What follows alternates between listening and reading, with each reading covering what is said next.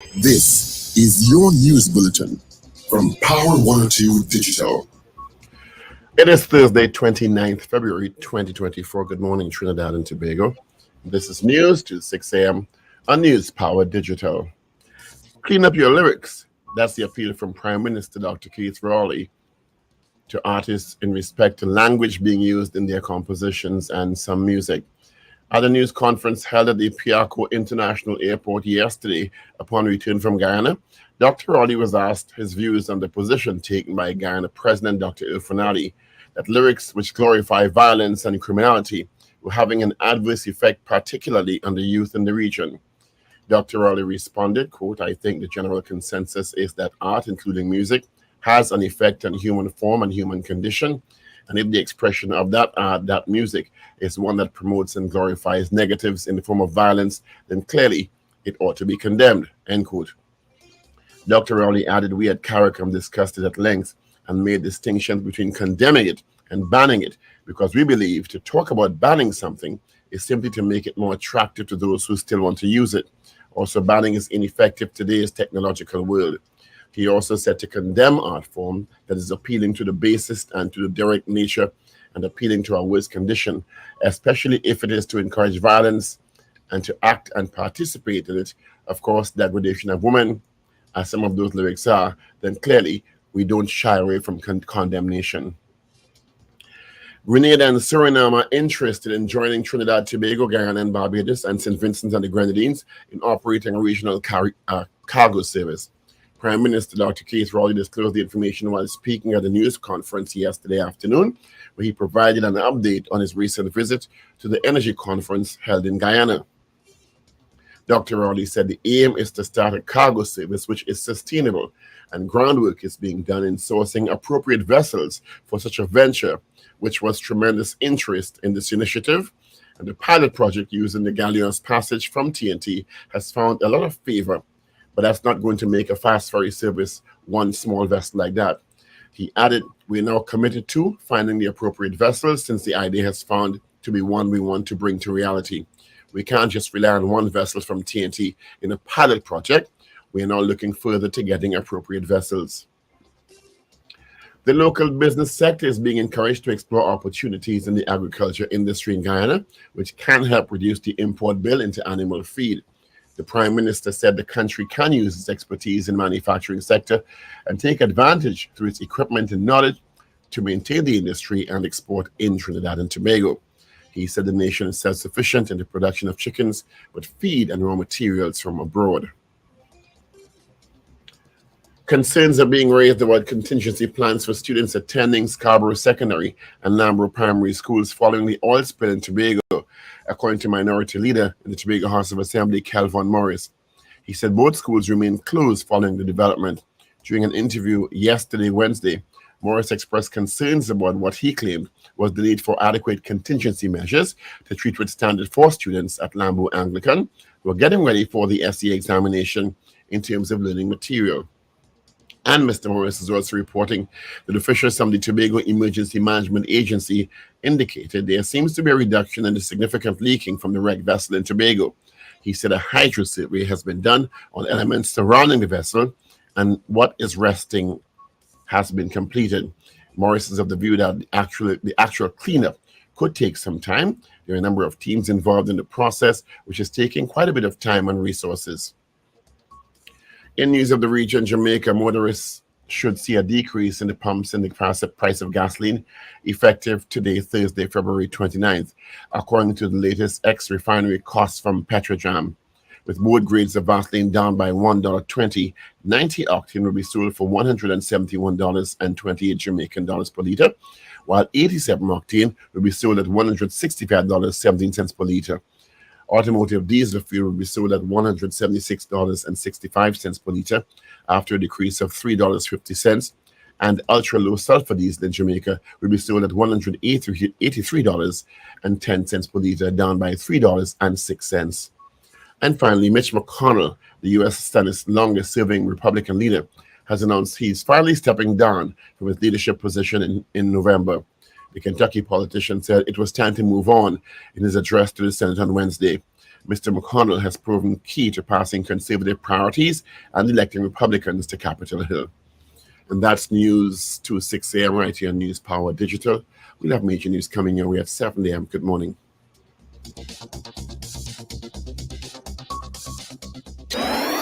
Up to date and credible. Power 102 Digital.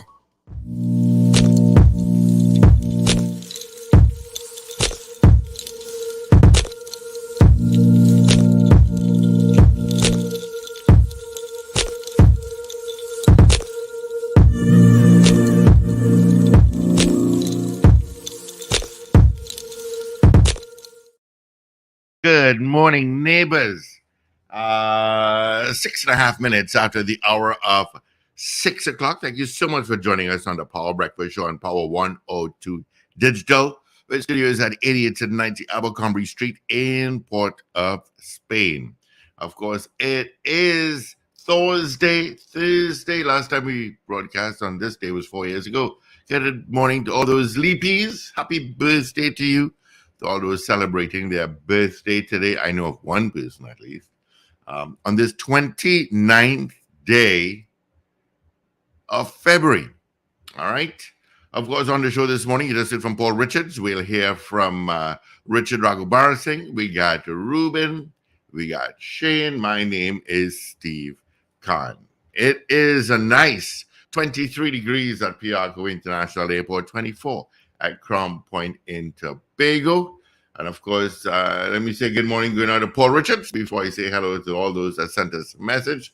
So good morning to you, Steve. Good Paul. morning, everyone. Good morning, everyone. Paul. How are you? I'm fine. And yourself? Not bad. Not bad at all. On this 29th day of February? Yep. What is the leap year bringing weather in today? It must be a leap year. It must be a leap year. It's a leap year. Good morning, guys. I thought I'd surprise you all because I've never been online for a leap year. So I said, you know something, let me do this year. You know? Right. So good morning, Steve. Good morning, Paul. Good morning, Richard. Good morning, listeners and viewers. And good morning, leaplings, as they call them. Leaplings. But I have some really interesting things I want to share with you all. First, before you get into that, Wendell, let me just say good morning to all those that messaged us first thing this morning. So let us start with Anthony Tinto out in Canada. Good morning to you. I see Caribbean Airlines took off last night and landed again in Toronto. Don't know what happened there. No idea. Oliver Man Warren, good morning. DJ Ray out in Tampa. Wendy and James. Rena Buru Jennings. I don't know how to pronounce his name. Isacha? Is that it? Okay. Yeah, Boy Bidisi, good morning. Goth Celia in Valencia. Edwin Marshall. Carol Guevara. Gloria Gray. Royalty Forever. John Cato, good morning. Ray out in West Palm Beach, Florida. Evans David.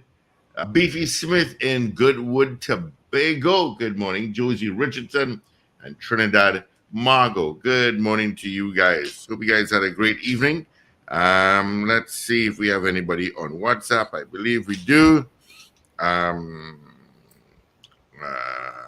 Good morning to Dan Raj. Good morning to Michael. Good morning to GNC Auto Security. Good morning to Sankofa. Send us a message via WhatsApp at 318-1021. All right. So what's the interesting news you have for us, Wendell? I just decided, let me just Google a bit about dates and so on. And leap year babies, of course, are born. People born on a leap year are born, that's February 29th.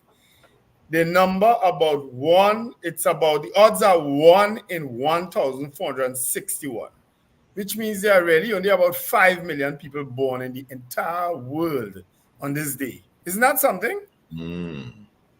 They are part of a small and exclusive group called leaplings, who get Leapling. who get to go all out on their birthday every 4 years. And people who are born on this day, famous people that is, Ja Rule, we all know him, the hip hop artist. Prime Minister Pedro Sanchez of Spain, actor Dennis Farina, Dinah Shaw, the actress, television personality Tony Robbins, and Pope Paul III, who was born on this day. It's very rare to be born on February 29th. So if you're celebrating a birthday today, maybe we on the Power Breakfast Show could do something special for you. But do you know that there is a day of the year where no one is recorded as having been born? You know that? Yes, what, sorry? A day in the year where no one in history has ever been born? I never knew that before. And it's a day in February. February 3rd is recorded as the only day, this is according to Google people, the only day where no one in history has ever been born. It says, despite much scientific study, there is no explanation for this phenomenon. Historically, it has been referred to as the empty day or nobody's birthday. Isn't that something? I'd be very surprised if that's true. Well, I'm telling you what it says, but I mean, somebody could say, no, I'm born February 3rd. I don't know anybody born February 9th. Of the billions and billions of people who were born and died in the globe, nobody is convincing me that no human being was ever born on February 3rd. Well, that's Sexy San Fernando is saying her cousin is born on February 3rd. So I ain't buying that nonsense at all. Well, a few people are also Trinidad Margot is saying my daughter and sister's birthday. Nobody ain't convincing me that of the billions of people who passed through this earth, born and dead, that nobody ever born in February. That is statistically impossible. Melissa Pierce says, my daughter is born on February 3rd. Right. So debunk that nonsense on Google. You see when certain reporters depending on Google, how much nonsense be on Google? Well, here are two other facts. Here are two other things Google says. According to the data collected over more than 20 years, the most common birthday is September 9th, which just so happens to be literally Labor Day. They said the most common birthday is September 9th. But here what they say about October people. Women going to labor. About October people, Steve, listen to this. Babies born in October are most likely to be rich and famous. There are plenty of factors such as education and upbringing, but But that's what they say about people born in the month of October. So those are some interesting things I found this morning. I found the February 3rd to be hard to believe, but I said I'll still read it because I couldn't believe that there's no one born on a particular day. But about 150,000 you go here over Shide. I'm telling you what they have. But about 150,000 birthday is September 9th. Who's that? My aunt, 9th or 10th, one of them. Yeah. They say that's the most famous day to be born. You know? And the best day to be born ever is October 11th. Well, we can debate that one. And that would be wise to you. Oh, no reason. No. But happy birthday to the people who are celebrating birthdays today. When is Alex Mute's birthday and Indira Sajiwan's birthday? When are they born?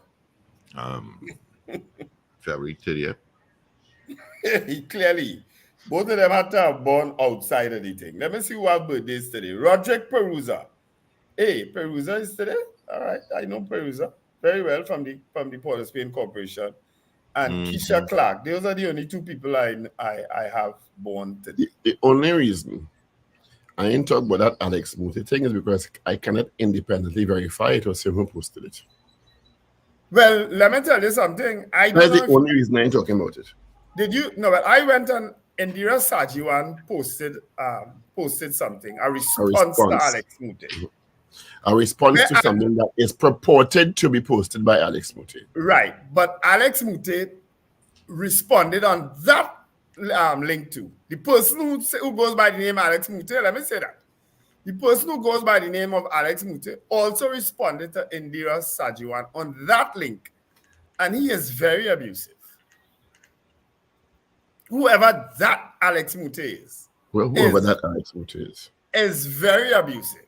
And the only reason I ain't talk about it is because I cannot independently verify the source of the post. Yeah. Anyway. So remember when I responded to you, I tell you I think this looking fake. You understand? But You when didn't I see- saw you didn't see the response. Right. When I saw Indira Sajiwan's response, I said, okay, let me read it. And then I started to look through the comments, and I saw comments from Alex Mute on that. The person who goes by the name. From somebody calling themselves Alex. The person who goes by the name Alex Mute on that. And, well, he gave it to her good. And he get it good from real people too. So I don't know if this is true, but KFC needs to say something fast. Why should KFC say something? If it isn't, they should, and if it is, they should. I don't think KFC should get involved in that at all. Well, okay. KFC, from my understanding, had nothing to do with the purported initial post. Right. So why should they get distance involved? themselves from it? They should say nothing. They should distance themselves from it. Well, anyway, Prime Minister returned yesterday and held a press conference and discussed a range of issues. Quite prominently among them, of course, he gave an update on the issues related to the ferry service, which seems to be taking off in the region, including other islands or other territories wanting to be a part of it. St. Vincent, Barbados, Guyana, Trinidad and Tobago. Suriname is also being called in the mix now. Trinidad and Tobago's Galleons Passage is going to be involved in the pilot project, but if it is to be sustainable throughout the region has to look for other craft to service it for it to be sustainable. And also Dr. Raleigh indicated that it is not the intention of the regional governments to foot the bill. I think when we spoke to Conrad Enid earlier on this week, he said the Barbados, Trinidad and Tobago and Ghana will start off footing the bill for it. But it is hoped that private sector will get on board and take it over and run with it. I think it's something that that can work in the region. I think if it's effective, you see a lot of movement through the region through this. It'll take a little longer than plane, of course, obviously. But I think in terms of cargo and all sorts of other stuff, I could see it being used quite effectively. So we see how that was extremely calm in that presentation yesterday. Won't you be calm if you're out of the country for 10 days? Me, I'd be. When you return from the country, being out of here for 10 days, aren't you usually calm? I am. I calm once I jump on a plane to leave. Trust me. That's why he was so calm. Yes, he was very sedate yesterday. Yeah. Not his usual feisty self. Once I leave. But then I didn't hear nobody ask him no dotish, just like what the government doing by the Sahara does too. So True. That could have contributed to his calm nature. Okay. He also spoke about something that's gaining a lot of traction in the region by politicians, artists, and the general regional population about the lyrics in some music, which is not a new conversation in the world. It's an old conversation that comes up ever so often. But Guyana President Dr. Irfan Ali mentioned recently that lyrics that glorify violence and criminality were having an adverse effect on youth. And it's not a new conversation because we've had this from time and time again. And sometimes artists say they're reflecting what is in society, blah, blah, blah. That's the usual thing. We're just singing about what happened in society, right? Dr. Raleigh said, sensibly, I think, the issue of banning doesn't arise in today's technological world. It's stupid to say I'm going to ban something once they have access on YouTube and Twitter and TikTok, and what are you banning for? Yeah. You're banning off the airwaves and they get it and they listen to it anyway, right? Yeah. He said the issue is about condemnation. particularly when the lyrics glorify violence and in inviting people to be involved in violence and the degradation of women, which I think is a sensible approach. He gave so I like the examples he gave to as to how they could deal with it, because he said you have freedom of speech, but you can't just go about the place using obscene language. There's a consequence to that. You understand? He gave some examples now as a ban and a restriction. You understand? Those are my words, of course. But yeah. Paul Prudence is saying there are many studies that disprove that music lyrics lead to violence. Well, I could give you a plethora of studies, Paul, that say quite the opposite. Music does have an effect psychologically on people. Even without lyrics, the chords, the types of chords played can make you sad, can make you happy. They're happy chords, they're sad chords. Yeah. Music does influence behavior in some instances. But why people feel it's only about this current trend of music? We know about how it's about over and over again from time to time. Yeah, how rock music had an effect. Black Sabbath and Alice Cooper and all them thing over the years in the US. Yeah. And the influence on young people. It's not a new conversation by any means. No, it's not. It's not. In today's technological world, you really can't ban anything. As a matter of fact, if you ban something, you make it more popular. Well, that's what he said. Yeah, True. That's what you do. You when they banned Iowa George, I remember I was at 96.1 and we continued playing it, and he had a massive hit with Bottom in the Road. Because Iowa wanted them to ban it. Yep. You understand? And people will go and find it where they can. You had to get on a radio station to play the music to make it popular now, True. That way when people like when they talk about Soca Mafia, it's just that because you can't Soca Mafia the internet. Yeah. You understand? Morning, Manish Japan. Nice to see you back online. It's an interesting conversation, and the Prime Minister telling them clear the lyrics. I make no difference to them. None, absolutely none, none at all. No. Okay, the kind of thing I see a passing for music now. I just said, wow. Yeah, boy. I say I can make a song going and make millions. I'd make a song going. Actually, Steve, if you could make a song that would make millions, you would not be sitting where you're sitting, Listen, if I sing, I make millions. You make millions of enemies. Millions of people deaf. Yeah. But did you, as you're talking about singing, did you hear the version of the United States anthem by the little girl? No. I saw it, but I didn't play it. Y'all didn't see that? No. My goodness, it's trending online, and it is the most awful. I don't know who did that to the girl that. Oh, I thought he was going the opposite way. No, it's terrible. People sometimes don't realize the limitation of the children. I have a friend who thinks his daughter can sing. And I'm all for encouraging the children. You encourage your child to see the skills and the talents. You understand? That's what you do with children. You expose them to music, to sport, to all kinds of activities to see which one catch and which one they like to have them develop. Yeah, I do that. Sometimes some people can be really delusional. Because that friend of mine, whose name I shall not call, believed his daughter could sing. And, we were just too loving and kind to them. Well, she needs a little work. Yeah. And he put her on a stage in front of a school once. And people could not wait for that 3 minutes to end. I grew up with children like that too, who felt that they could sing. Yeah. But it's about parents encouraging the children to find the niche.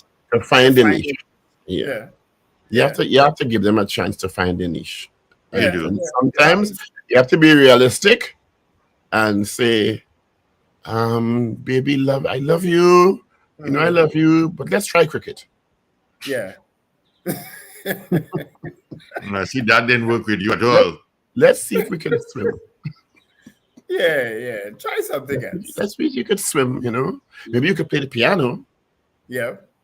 But I mean, voice may not be where you are going to find your niche. You see, piano playing it definitely ain't for everybody. I have heard some horrible things on a piano. I was very good at it. Very good. Very good. I've never been able to master it. Really? I tried, but I've never been able to. 1 to 4. And then Miss Dye, I'll never forget her, kept hitting me in my fingers with the big pencil. And I kept telling her, don't hit me in my finger, please. And one day, just grabbed the pencil and I cracked the pencil back and she hand. That was the end of my speak about that. That was the end of my Beethoven days. She would never have me back. I said, but you don't hit me though. I unsuccessfully tried piano. And I like piano. You know, I like piano very much. And I bought a keyboard. I practice now. I'm very slow at it. Very, very slow. Yeah. But I read this message from Leon Alexis. Leon Alexis said, "Good morning. I just can't see how music could influence anyone to do anything.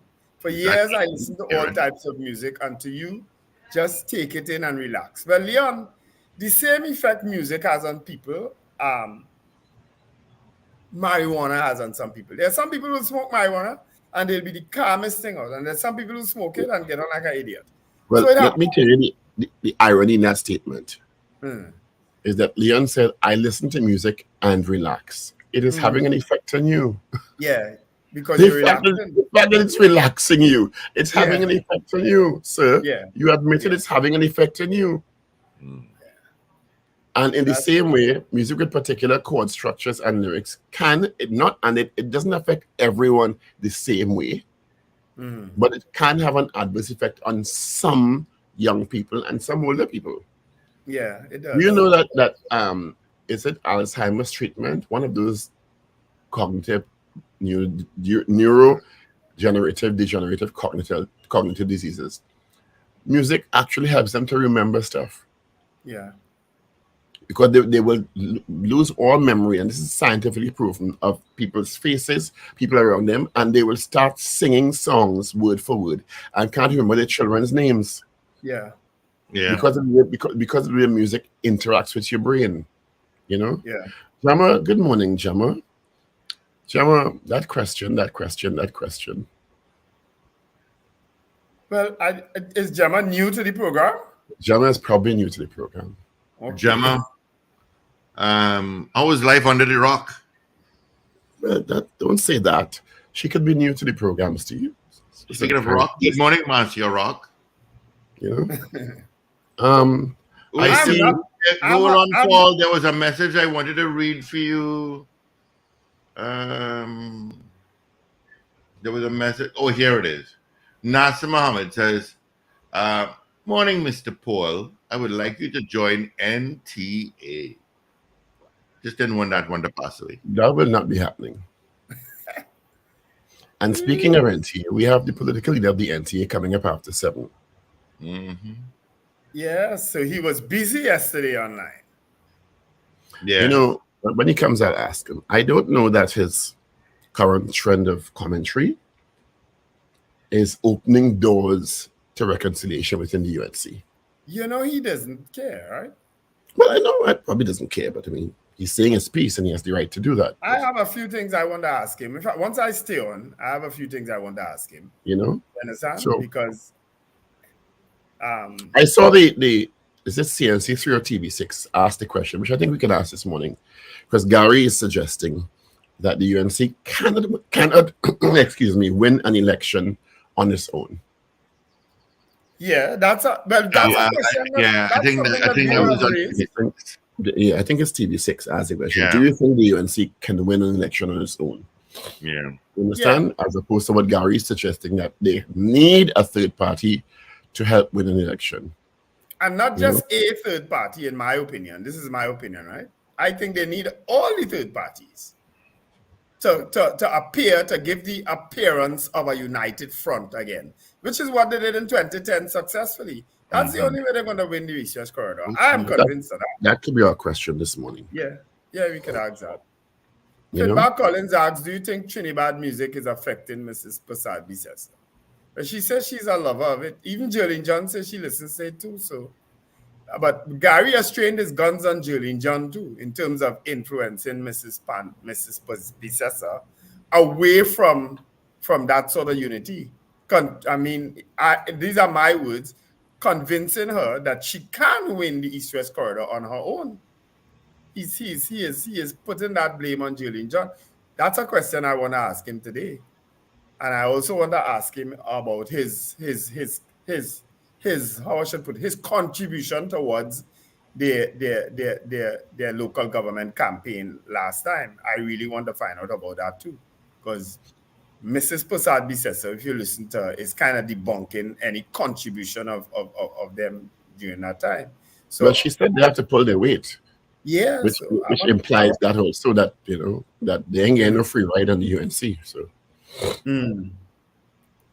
Or Gemma is Gemma saying said she's not new. Mr. Ragoobarsingh is a friend of 34 years and her former boss. Well, Gemma, then you should know that Richard will come on when Richard comes on. I think it might be the fact that I am here today that if she feels Richard won't be here. No, I'm the unusual guest today, Gemma. I just decided to come on for February 29th because I've never done the online show. The last time February 29th came around, we were in studio. We weren't Finba is saying that the UNC needs to try on their own. I think that's the implication. But I think Gary has already come to terms with the fact that in our present political construct, it's impossible for a new party, almost impossible for a new party to get the majority of seats. But as I said yesterday, Gary Griffith has been a part of Mrs. Prasad Bisesa's cabinet. Even before that, he'd been her national security advisor. Following that, he and the UNC, well, I don't know if it's the UNC, they fell out. Well, he was removed from the cabinet. And while Commissioner of Police, or shortly after that, he trained his guns on both Mrs. Prasad Bisesa and Dr. Rowley. Shortly before local government election, they reconciled, and here we are again. So Dr. Rowley told the gathering when asked about it yesterday, don't be fooled by them.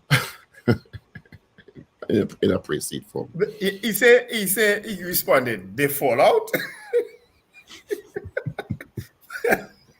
in a kind of sarcastic tone. Yeah. Like, well, you expect this to happen again? Yeah. It's like, are you surprised? So it's like Philip Alexander coming back into politics. We know that's gonna happen too. We know Watson Duke is gonna start making a set of old noise again just now. We know all these things. We know Fuad Abubakar gonna start to cry and carry on too. We know.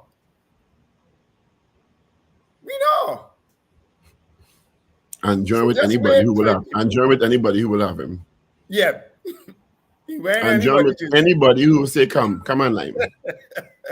Come online for the next 4 weeks or 5, 6 weeks, 3 months. Yeah. You understand? Because you're looking for earners. Yeah, go on every TV show. Go on every TV show, get the relevance for 3 months, and then feed back into the background. Yeah. That is basically, that is basically what it is. We know them. Oh yeah, no, it is. Come on, it's so typical now. It's funny. Mrs. Prasad Bisesa is saying that she did not. What's the word? I don't want to misquote here.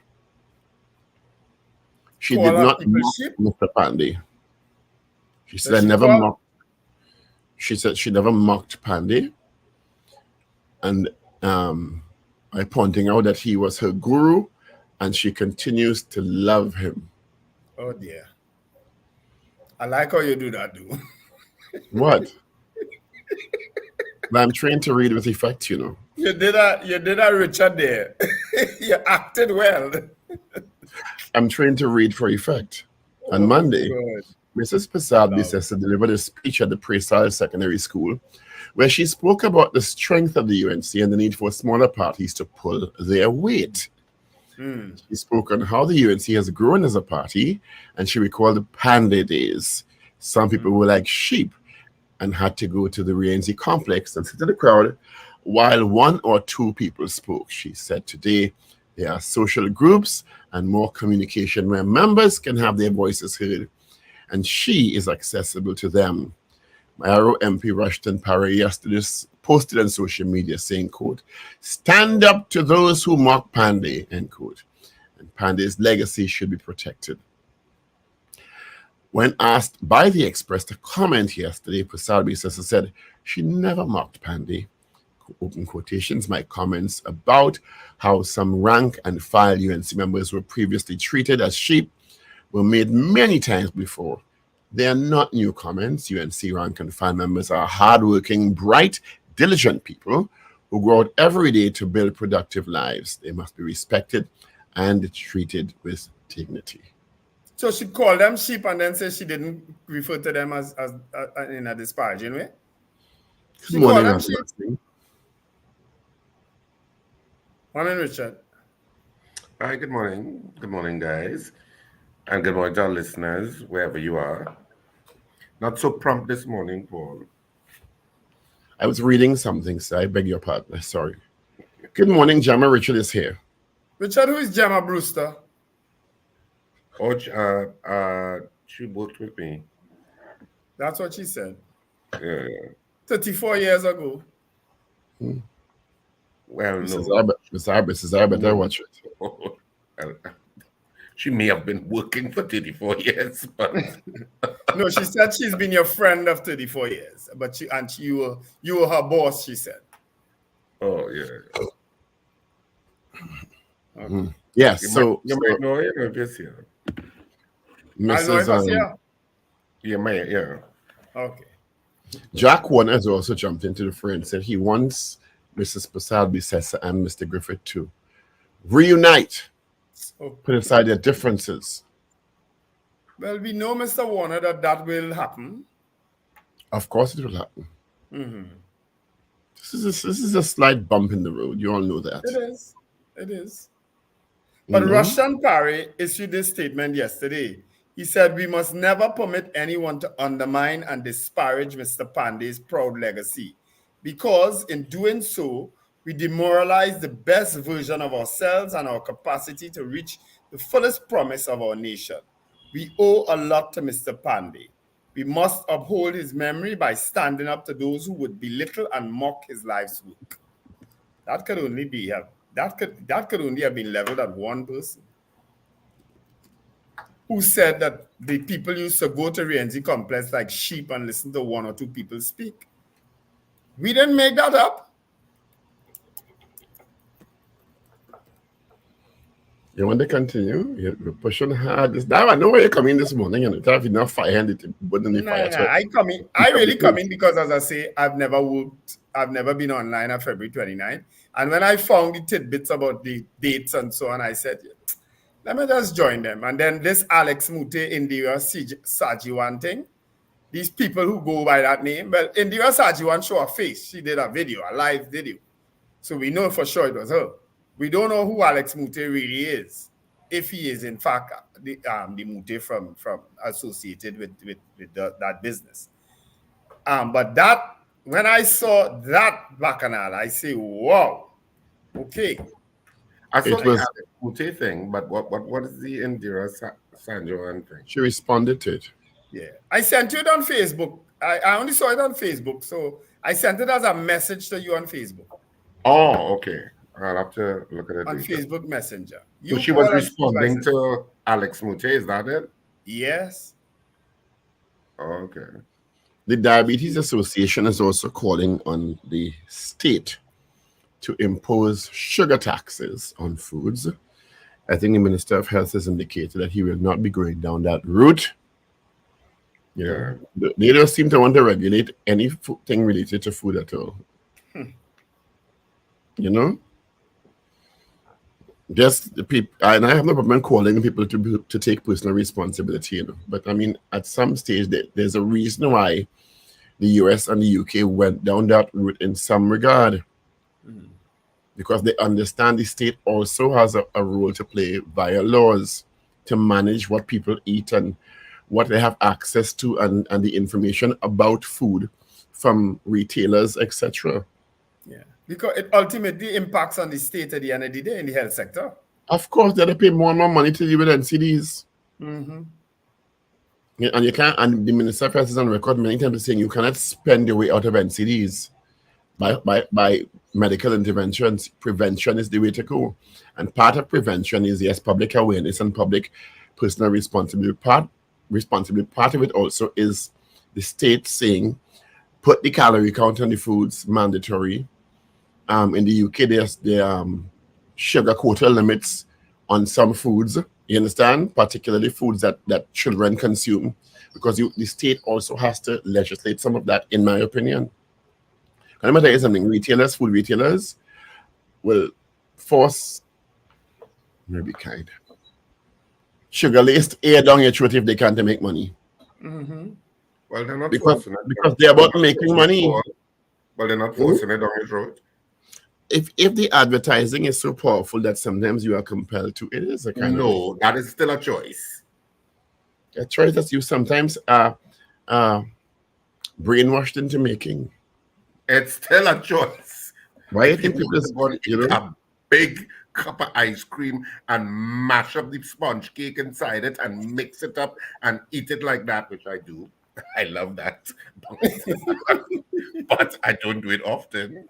But it's my choice. But the ice cream coming with their own Oreos and thing now, you know. Oh, let me tell you, there's this ice cream place in Piaco Plaza. I can't remember what they call it. Mm-hmm. But oh my God, you talk about decadence with ice cream. They have all of these fancy desserts, ice cream desserts in Piaco Plaza. It's decadently delicious. I mean, after you eat it, you can't have sugar for the rest of the year, but it's absolutely wonderful. Yeah. you know, And I I was waiting on something and I had it once and I was like, oh my God, that's it. That's my quota for sugar for the year, but it was wonderful. Paul Prudence made a I point. don't know the place. The same way they impose heavy duties and taxes on alcohol and cigarettes, why can't they do it with sugar and saturated fats? Because we don't equate the same danger with sugar and saturated fats as we do with alcohol and cigarettes yet. True. Although a cigarette box basically tell you you're going to die. On the cigarette box, it actually tells you you're going to die. And you know what? To Richard's point earlier, that if it was a choice, you think people would have just stopped smoking? You think smoking would have been so easy to stop? Because there are elements and compounds and chemicals in those, just the same way they have in cigarettes, that they have in some foods to keep you addicted. The sugar is almost as addictive as cocaine. Mm-hmm. Once that sugar gets to trigger them dopamine centers in your brain, is it for you? You know? Yep. That's why people love chocolates. It triggers the dopamine rush in your brain, and you want more. You want to feel that way again. I found other ways to trigger the dopamine in my brain. It's called videos. Those videos you're talking about.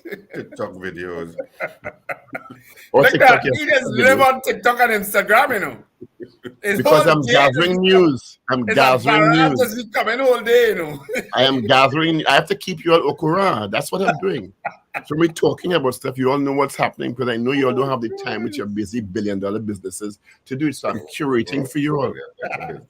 If you want me to stop, I can stop, you know. No. I enjoy them. I enjoy some of them. Some of them I don't get to open. Because I know you all may not come across all. Yeah. And I have news gathering in the newsroom. Ask Steve. We're always looking for what's popping. So I share them with you all, you know, out of magnanimity. Mitch McConnell is finally stepping down. Lord Father. Oh, he's about 280. Let me tell you something. He said November will be a time when he's stepping down. I don't know what he was waiting for again. Look, Richard clapping. Yeah. Mitch, we love your work. You've done an amazing work. You've had a run like no other. But it's time to rest. Time to sit by the lake in that big house in Kentucky, by the lake, and just watch the birds go by. He has been having these gaps in terms of communication also. Yeah. He's the only one. He just stays. Yeah, he just stays staring. Yeah. You know, it's like Richard in thought. So, but he's in the middle of a press conference, and then like Richard in the middle of a radio show. And then the personal assistant comes up to him and whispers in his ear. Are you okay? You're still on, you know, it's still Tuesday. You're still a Republican Senate leader. You know that, right? Okay. You know, that's happening to a lot of people. What Mitch McConnell is displaying in public. It's happening to a lot of people in private too. It's sad, but And you know the difference? huh? The difference is he's in front of a million cameras Yeah. doing a press conference. That's the difference. If in your home, in your bedroom, it could happen, but not in front of the world. Yeah. Ready? It's 6:46, 14 before 7. Which papers do you have, sis? I have all three actually. There you go. Knock yourself that- out. Having driven through the city to get to work, go ahead. So I can start off with the Daily Express. Right. And the Daily Express for today, the headline. Of course, today is Thursday, February 29th, 2024. We're in a leap year. PM appeals to musicians who promote and glorify negatives in the form of violence. And the headline is Clean Up Your Lyrics. That's the headline that the Express went with this morning. Daughter of COVID victim calls on CMO, resign and return ORTT, meaning the Order of Trinidad and Tobago, I assume, is what she means. Well, I assume that's what it is. So daughter of COVID victim calls on CMO, resign and return ORTT, Order Why? of Trinidad and Tobago. The pyre burning thing. The issue. Okay. Ezekiel funeral today. Suspect charged with gun possession. A Muslim cemetery for Barrackport. And there is a picture of Faraz Al-Rawi. We haven't seen for a while, actually. He's been so quiet. He didn't formally before local government elections. He's been all over the place. And the Minister of Trade and Industry, Paula Gopi-Schoon, plants a tree during the official opening of Douglas Road Muslim Cemetery, Barrackpore, yesterday afternoon. Looking on at right is Minister of Rural Development and Local Government, Faraz Al-Rawi. So that's the front page of the Daily Express. On the back page, Brown pulls out Latif Hedges on TTFA election bid, Progressive Edwards on track. That's the main headline. And CWI confirms West Indies Championships venue changes. So that's it for the front and the back of the Daily Express. Moving on to the Newsday this morning. On the front page, CARICOM governments to bring laws, open market for all. What does that mean? Is that a free movement thing? You all are not following that story, obviously. No. CARICOM governments to bring new laws, open market for all. The Prime Minister says all CARICOM nations are hoping by next month to have all the laws in place to facilitate freedom of movement within the region. Remember, I told you all it was March 31st, and Conrad Daniel was saying he thinks it is June. Well, he's wrong. It was March 31st that they said. Well, March 30th that they said. I double-checked it. I know I don't forget those kind of dates. But anyway, that's it. That's the headline. Padarat, dissidents creating mischief in UNC. And the main picture is that of Prime Minister Dr. Keith Rowley as he joined regional heads of government and foreign ministers, including Guyana President Irfan Ali, at a special retreat at the 46th regular meeting of the Conference of Heads of Government of CARICOM in Ghana on Tuesday. So it's a picture, and they're all wearing white tops. So it was some sort of, it almost looks spiritual, I guess. Yeah, it does, I saw it. Yeah, almost looks spiritual. So on the back page of the Newsday, Canada made us uncomfortable. TT under-20 coach Haynes on final CONCACAF qualifying game. And Ashja and Toko earned promotion to SSCL Premiership.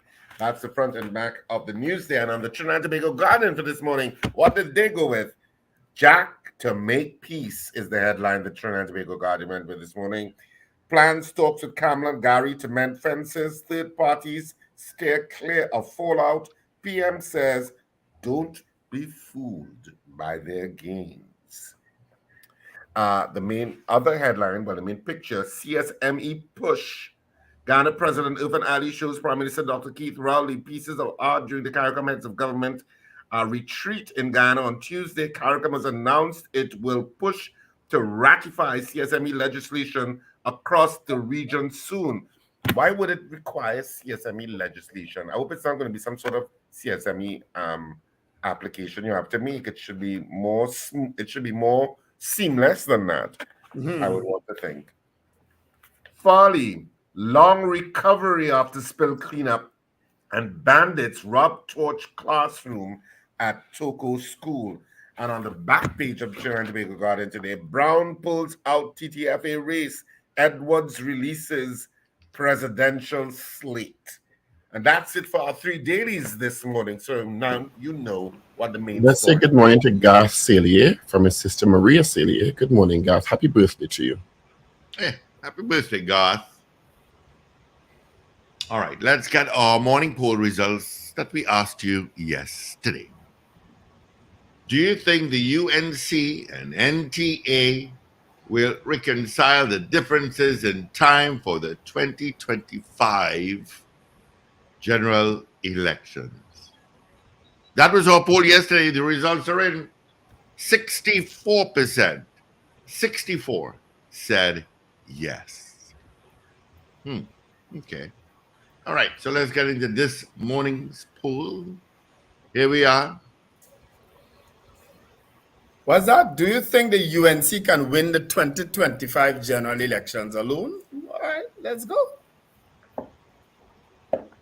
Like you have an opinion already, Wendell. I actually gave it.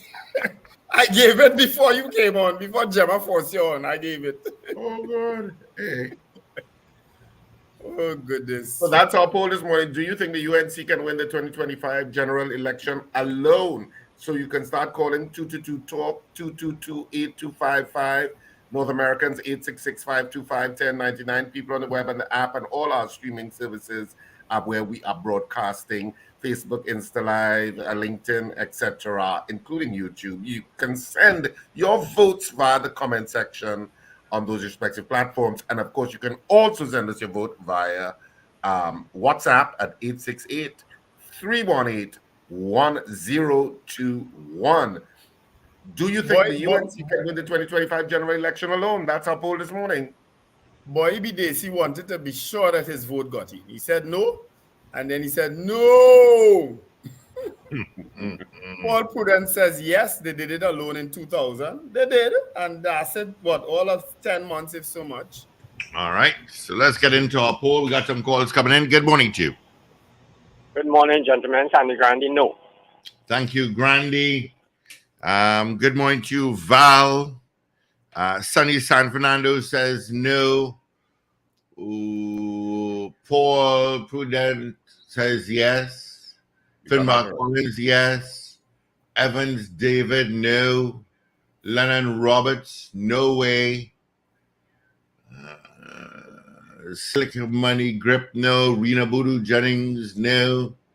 Yvette CPO, yes. Josie Richardson, no. Lester Craigwell, no to the poll. Do you think You missed Finbar Collins, Steve? No, he said Finbar Collins. Oh, he did? Yeah, he did. What did Finbar Collins say? All right. Do you think the UNC can win the 2025 general elections alone? Yes or no? Julia S. Batiste says yes. Call me. Call me now. 222-8255. WhatsApp 318-1021. Let's see. Ron, Captain Ron is in the house. Captain Ron says no. All right. Do you think the UNC can win the next general elections, which is next year, alone? No NTA, no COP, no ILP, no MND, no, where's Fuad Party again? If we got NNV. All right, so give us a call. Tell us what you think. Yes or no? Michael Robinson says yes. All right, do you think the UNC can win the next general elections alone, which is next year? Yes or no?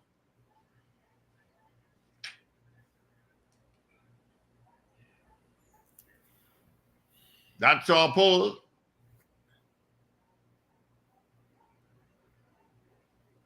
Yeah, where did poll go? Okay. Maybe I should move this camera to this way. Mary Cabrales says no. Mary, are you related to Adrian Cabrales, former mayor of Arima? Because I met his son at the airport the other day. He did me a huge favor. He works at the airport. I can't remember his name. He just told me his name was Cabrales, but he did tell me he's Adrian, former mayor Adrian's son. Mm. Oh, yes, Hope to Rena Boonu Jennings. I forget about Hope, yes. Kenny in Harlem says no. Marcia Rock says no. Richard, you writing to what? Yeah, I am actually. Okay. Carol Guevara said, ha ha ha ha ha, no.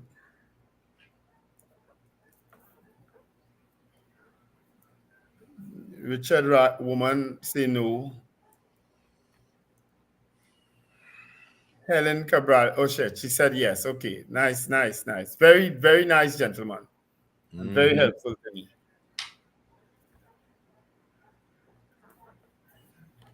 All right, so 222-8255. That's our numbers directly in the studio. If you're in North America, we have a toll-free number, 866-525-1099. We have some new names. Kavita Debedine says no. Akash Singh says absolutely Are you related to Robin Dibidine? Kendall Fletcher says no. Andrew Boisier says, does Kamala want to win? Being in opposition is a much easier job. True. I'm almost convinced she is contented right there. Bazio Pandey had settled for opposition politics at one time, when Mr. Manning was prime minister. He had settled for it. As long as all they leave me out at the courthouse are good.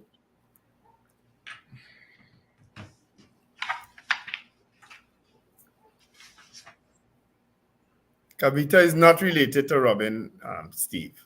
No, she's not. Okay. Sherwin Kerr says no to the poll. Anthony Miguel says no.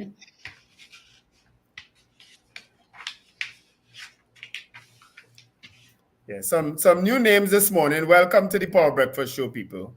And welcome to Thursday. I'm not normally here, but I decided to do it as it's a significant day. Beefy Smith says no, never. You did Sherwin Kerr? Yeah, I did Sherwin. Wayne Joseph, out of Ontario, Canada, says no. Any votes on the WhatsApp, Steve? Let me check. Let me just pull up my phone. Eve out in Sugar Corners. Good morning, my dear. How are you? Says no. Cheryl Henry says no. Black Pearl says nope. Let's see. Junior says good morning, guys. Unfortunately, yes. All right. Unfortunately, yes. Why unfortunately? I don't know. Trevor Arima says no. And who is this? Good morning, Ms. Bonaire West. No to the poll. Ewart Rajpal also says no. Do you think the UNC can win the 2025 general elections alone? Well, if nothing else inspires the UNC and the third parties to talk, it will be this poll this morning. All right. Well, gentlemen, it is 7 o'clock on this leap day, the 29th day of February. AV St. Hel.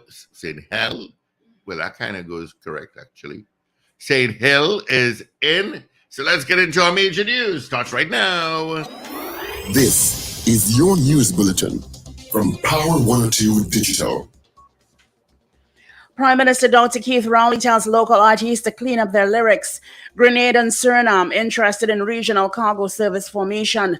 Local manufacturers urged to take advantage of opportunities in Guyana. Gas prices down in Jamaica. And Mitch McConnell to step down as Senate Republican leader in November. Details in a moment.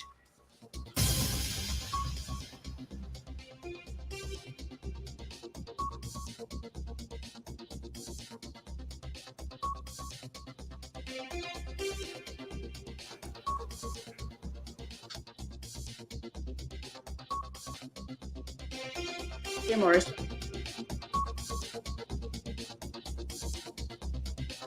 This is news to 7 o'clock on Power 102 Digital. I'm Avril Sintilbab. Good morning.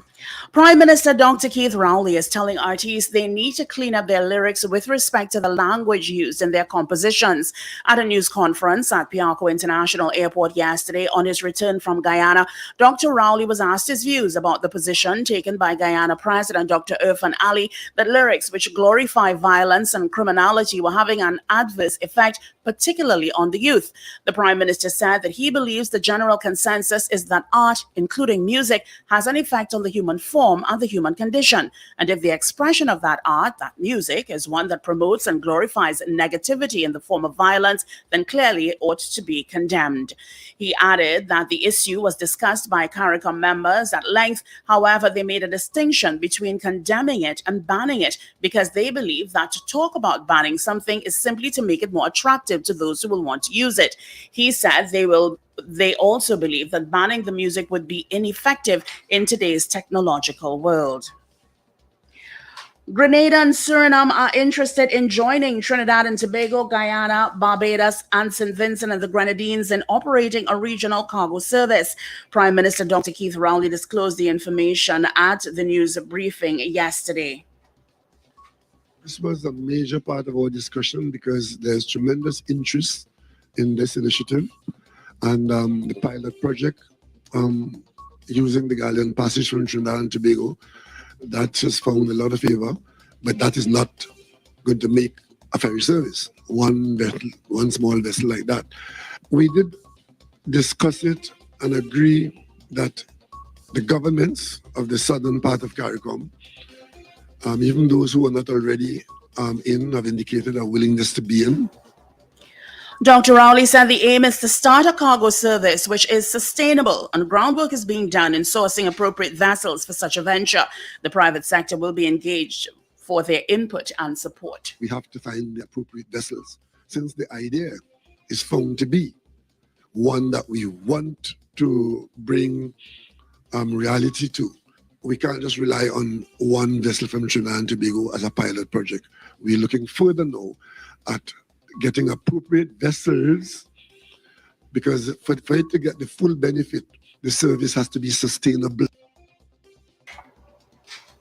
The local business sector is being encouraged to explore opportunities in the agriculture industry in Guyana, which can help reduce the import bill into animal feed.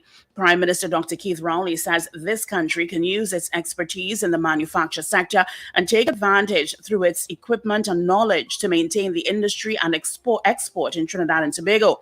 He said the nation is self-sufficient in the production of chickens, which are fed with raw materials from abroad. Dr. Rowley said at this time a bridge is being built between northern Suriname and Brazil, which will allow raw material to flow into CARICOM, and such a move can be capitalized upon by the local business sector. So we don't want to lose that position.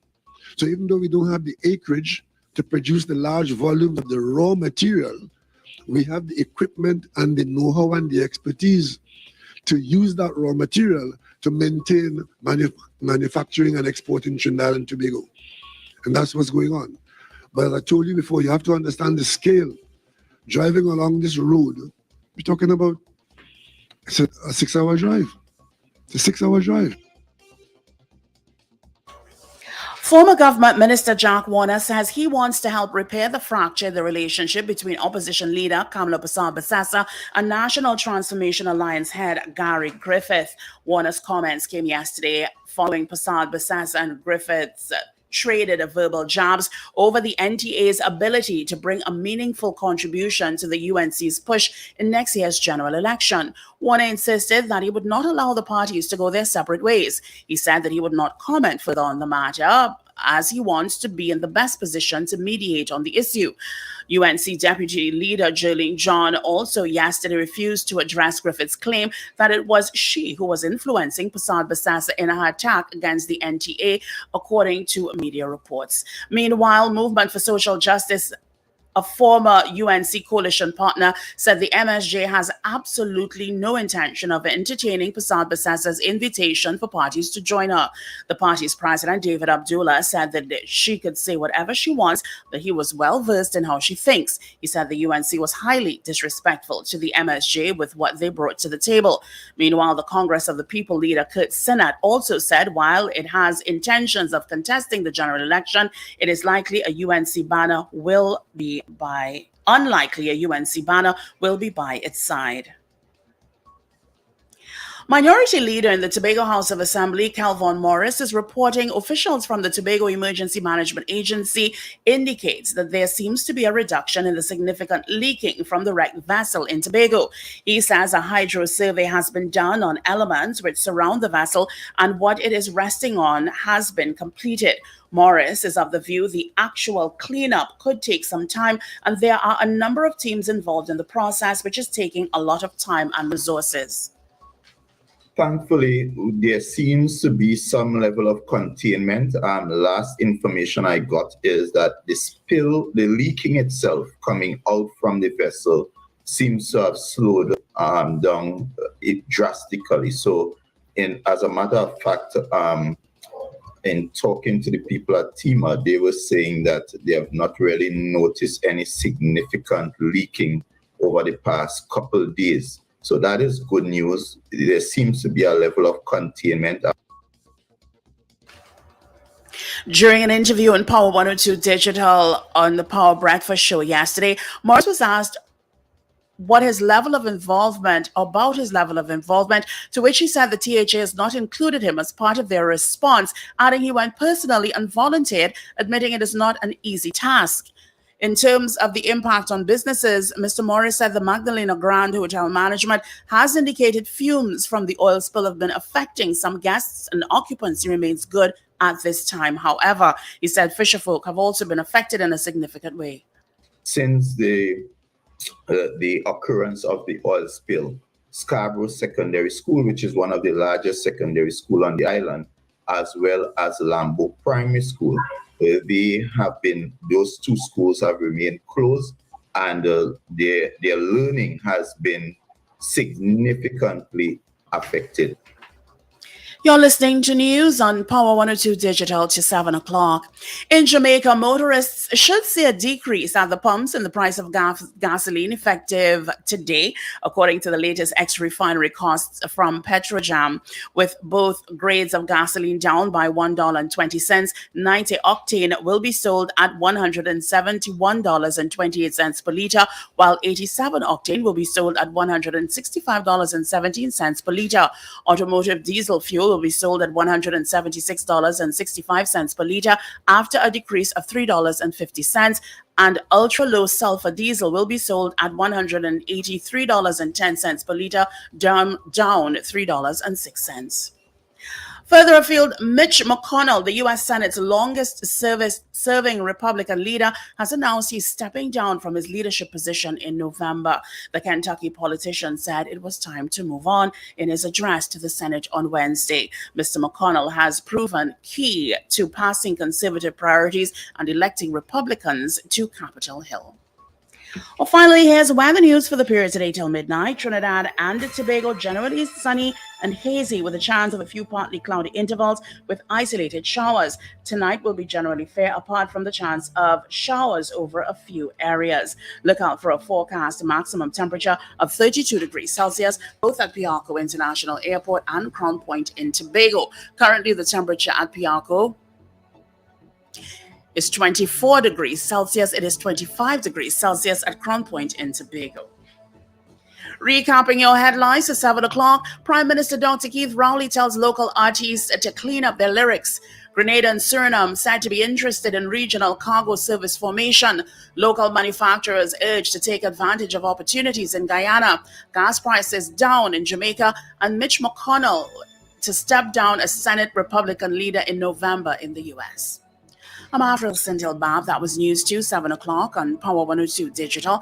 Look out for more news in detail at 12 noon, and there's also an update coming up at 8 o'clock this morning. For more details, log on to power102fm.com. Up to date and credible. Power 102 Digital. Alrighty, thank you so much, Avison Hill, Bob. Thank you so much for our major news. You could, of course, you could join again. Come at 8 o'clock for our news break. Let's take a look at what's happening on the highways and the byways. San Fernando, you're lighter than yesterday at this time. You know that's going to change within an hour. Of course, at the northbound on the Solo, got no problem. Chaguanas Main Road, that's a sticky one. You're going to pick up your traffic from Charlieville. Monroe Road is busy. Southern Main Road from Chin Chin Road to Ibis Gardens is also a bit heavy. Kelly Village, roundabout in Carney to Curep. Piarco to Huey, and then Valsain, the Port of Spain, Eastern Main Road. It's a bit heavy this morning from Tacarigua heading to Mova. Maraval, usual. They go the usual. All right. Let's see if we have any more votes. We have Sexy San Fernando. What did Sexy San Fernando say?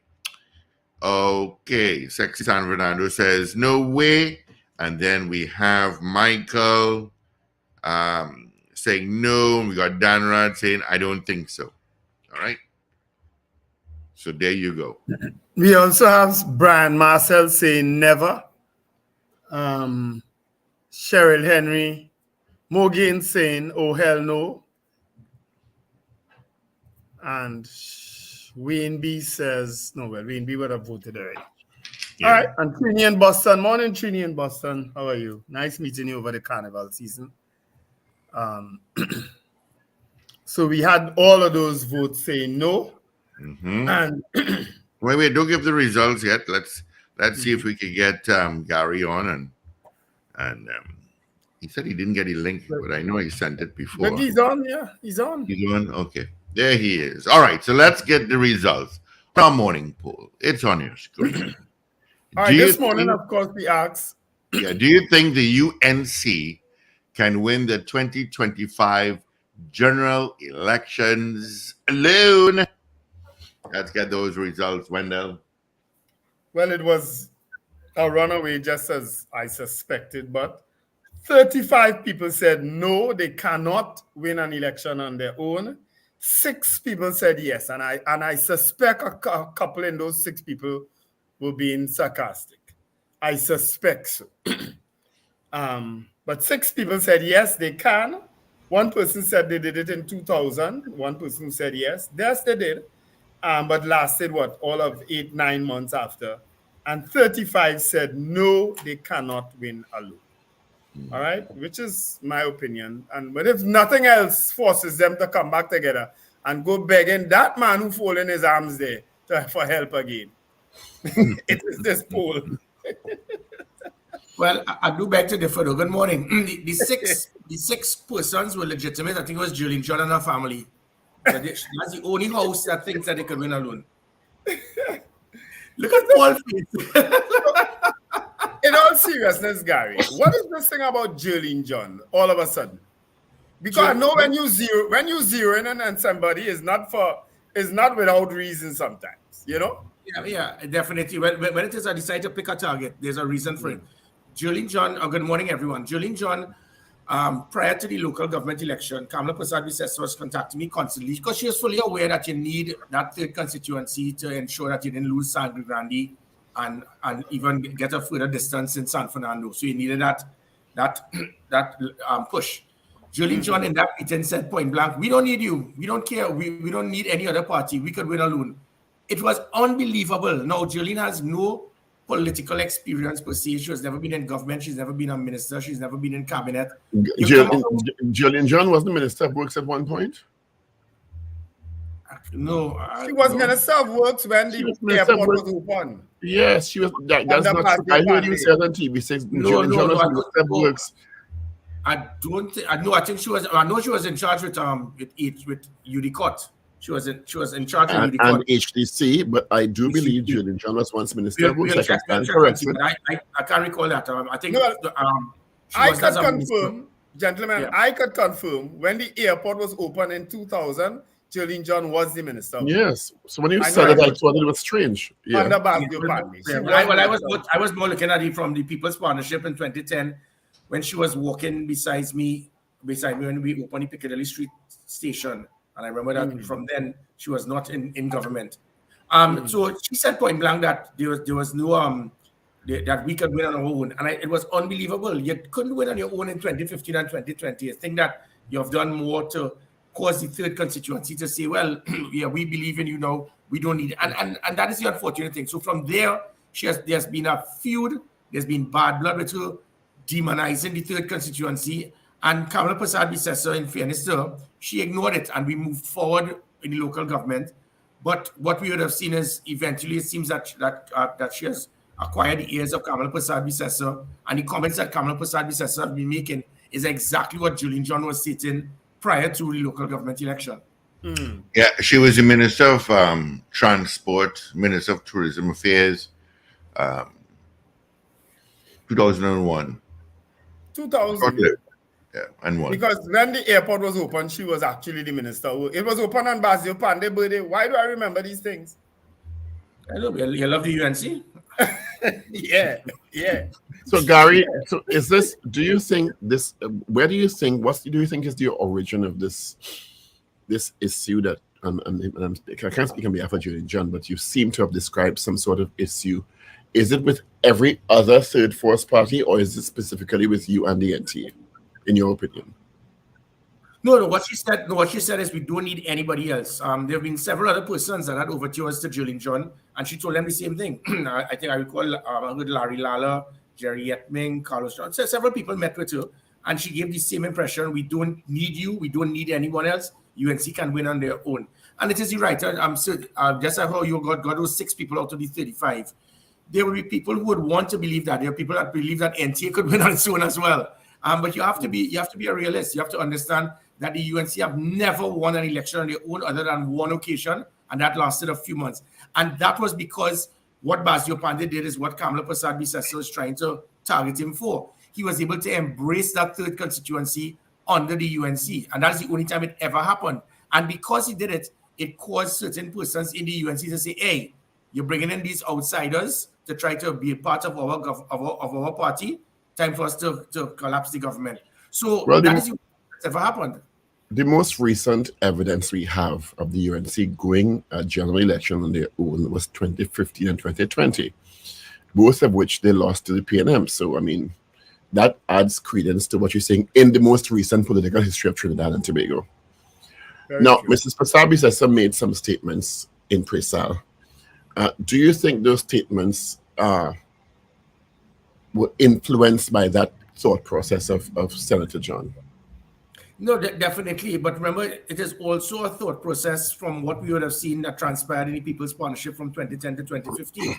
It was Kamala Persad-Bissessar's view, look, I am the bigger party. You all come to me, sign something called a Faizabad Accord, and I will run the whole government as I see fit. That was not a coalition government, and that was the problem. So what we're seeing now is just that type of problem that will take place in trying to draft a proper coalition government. There have been over 70 countries in the world that had coalition governments, but it is not one where you all just come together, you all are the smaller parties, give me your votes, and then I now will select the president, the Speaker of the House, the president of the Senate, all the Senate appointments. I will fire people as I see fit, and you as a political leader will read about it in the newspaper. So that's all that I am doing. I am trying to prevent a repeat. That is how she operated in 2010 to 2015. And her view is that this is what we intend to do in 2025. What I am saying is that I am not Winston Dukaran, I am not Prakash Ramadar, nothing against them. Their style is different to mine, but I am going to stoutly defend that third constituency to prevent what I will refer to it as political domestic violence. You want to bring us in and then after tell us, I have more money, I am stronger than you, so you will do what I say, and then after all the beatings, we must come outside and sing Kumbaya. It's not going to happen. But then you have this discovery of political domestic violence, which is a really, strong statement. Because domestic violence, I understand the figurative language, but when you describe it as that, it seems to be a very dysfunctional interaction. It was, if you recall, the People's Partnership. That's what caused the collapse. And the only way you could rectify a problem is by facing it. You would have seen situations where the Congress of the People, persons were being fired as members of the Congress of the People in the Senate, as ministers, people being appointed without even the knowledge of the political leader of the COP. People begin giving ministerial appointments. That is wrong. So that is what I speak about when I say political domestic violence. You can't say, and listen to her comments on Monday, we are bigger. Who are you? What you bring to the table? And so with all of those comments, it is the perception, and there's nothing, I say wrong. There's not a matter of right or wrong. Her view is, look, we have more supporters. And you don't have 300,000, Kamala. The UNC has 200. The 100 that you will get is when there's no third party. Every time there's a third party, the numbers of the UNC could never be beyond 200,000, as you would have seen in 1981, 1991, and 2007. So don't come with the 300,000.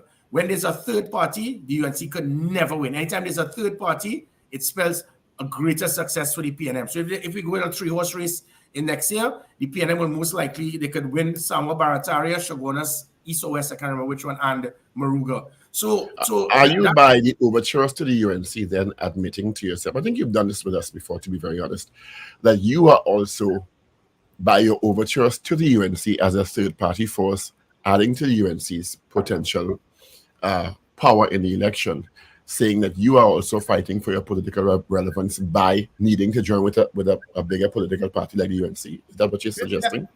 Let me add to that question. Let me add to that question from Paul to Gary. Because how do you respond to the notion or the comment that you were squatting within the UNC recently? Okay, right. Well, the first one, Paul, no, you're wrong. I am not suggesting it. I am definitely stating it. that is exactly what it is.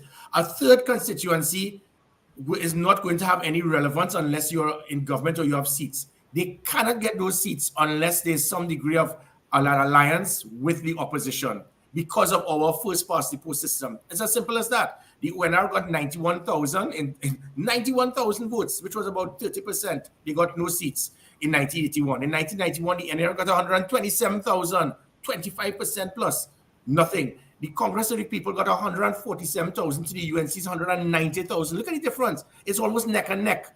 And then one got 16, the other one got 0. So the only way that a third party can be, and I use the word relevance as in having positions of authority in government or opposition, is by forming a strategic alliance. So it goes both ways. Pertaining to your other comment, Wendell, pertaining to squatting, I was very shocked to hear Kamala Prasad state that you want to come on the UNC platform, you want to use us with your hands swinging. My parents taught me never to storm. All right, I don't lie. Yeah, I have stormed a couple of times, but I was in Purple Haze parties and stuff when I was a teenager. But I don't storm events unless I'm invited. The NTA never attended any UNC event unless they were called and pleaded to, Gary, we want you on the platform. So to invite me and then to tell me you're coming on our platform, you invited me, you brought me. We didn't storm, so we didn't come with our hands swinging. You asked for us to attend. So, but I know what she is doing. She is trying to rally persons internally in the UNC to show that I am your big defender. Basio Pandey treated you as sheep.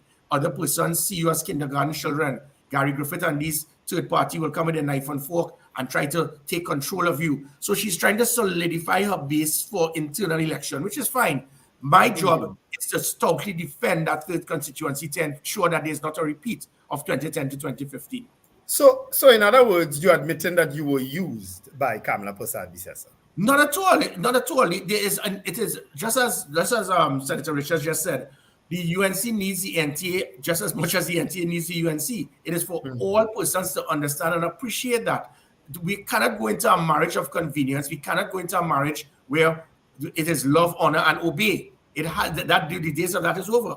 And so my concept is to ensure that we are seen as equal partners. We will obviously respect the fact that the UNC may have more supporters, they have greater history, but that does not give you the authority to say that you come into my home, wipe your feet, we will treat you as we want. I will select who I want in the Senate. I will fire who I want. I will appoint who I want without you even knowing. That can't work. So what I am doing is setting a proper transformation roadmap towards good governance by laying a proper foundation with terms of references and making sure that we have rules of engagement to prevent a repeat of the mistakes of 2010 to 2015. But the mere fact that you've been there before, you saw how she operated back then. What could possibly convince you that things are going to change? The fact of the matter is that the UNC certainly do not want to lose 3 times in a row. And the only way that they can win is by forming an alliance. This is not holding them to ransom. This is not threatening, but letting the country, you see that third constituency, gentlemen, they are a very sensitive lot. They are not going to be used and they're not going to have a repeat of what happened in 2010 to 2015. The Congress of the People moving from 147,000 to probably having about a couple of dozen persons in the party now is because of how they were treated. I have to make sure and jealously defend the rights of that third constituency to make them believe that I am not going to allow them to be involved in that political domestic violence where give me your votes, let me get 21 seats, and then you could, if you want to go, who want to go could go. No, it is important that that third constituency understands the leadership this time around is going to prevent that from happening. And when that happens, you're going to reignite that 147,000. You will get the majority of those 18 to 33-year-olds who have never had an option between the PNM, other than the PNM and the UNC since 2007. That is my responsibility. It is hoped that Kamala Persad-Bissessar would appreciate all that I am doing is to ensure that we have a proper foundation to prevent a repeat of 2010 to 2015. How should the public, Gary, interpret this? And this is something I said yesterday. When you're looking at the chronology of your long-standing relationship with Mrs. Persad-Bissessar and the UNC, you were Mrs. Persad-Bissessar's National Security Advisor. You were her Minister of National Security in the time 2010 to 2015. After that, you had some choice words about Mrs. Persad-Bissessar. You became Commissioner of Police. You had your tenure there. Coming out of that, you had some choice words about Mrs. Persad-Bissessar and Dr. Rowley about their leadership or lack thereof. And I'm, of course, paraphrasing here. Please correct me if I'm misinterpreting you in any way. No, you're going well. I'm going well, right? Yeah. So, and all these are public statements. So the public is taking in Gary's perspective on these two leaders, right? Which are very strong words. Because I mean, you're not somebody shy to strong words. Then local government election comes around, you reconcile with Mrs. Persad-Bissessar, you hold hands, you form a strategic alliance with her, and then now this. How should the public interpret this chronology of falling out, getting back together, falling out, getting back together, from your perspective as a political leader? Because it seems unstable. I'm using that word from somebody outside looking in, that the in, the out, the in, the out, the in, the out. You know, so they'll get back in before 2025 and then they'll fall back out. Why should the public believe this is something stable and sustainable? Excellent. Well, the first thing, I'm glad you admitted it. Keith Rowley spends more time speaking about Gary Griffith than anybody else. Kamala Persad-Bissessar now spends more time speaking about Gary Griffith than anybody else. It's amazing that a political party that does not have one of the 41 seats, the two major political parties, their leaders seem to have the biggest concern or to banker on Gary Griffith and the NTA. So it says a lot about the NTA. It says a lot about that third constituency. Both political leaders are fully aware that if the NTA continues to do what it is doing and they work with the UNC, the PNM will be annihilated, similar to 1986 and 2010.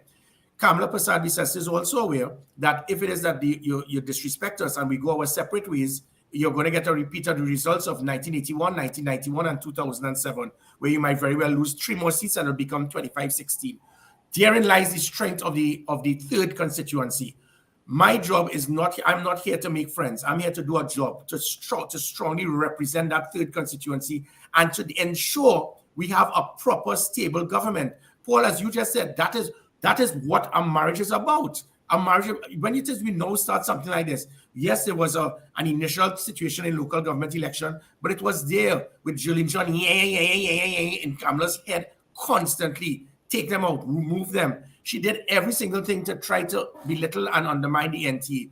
So it is for Kamala Persad-Bissessar to understand that if you really truly want to represent that 200,000 UNC supporters and you want to get them in government, if you have concerns, you don't need to go on a platform and to be talking about you need to wipe your foot and what you bring to the table. Even when she spoke about how you got appointed, she doesn't understand political history because that is how the UNC started under Club 88.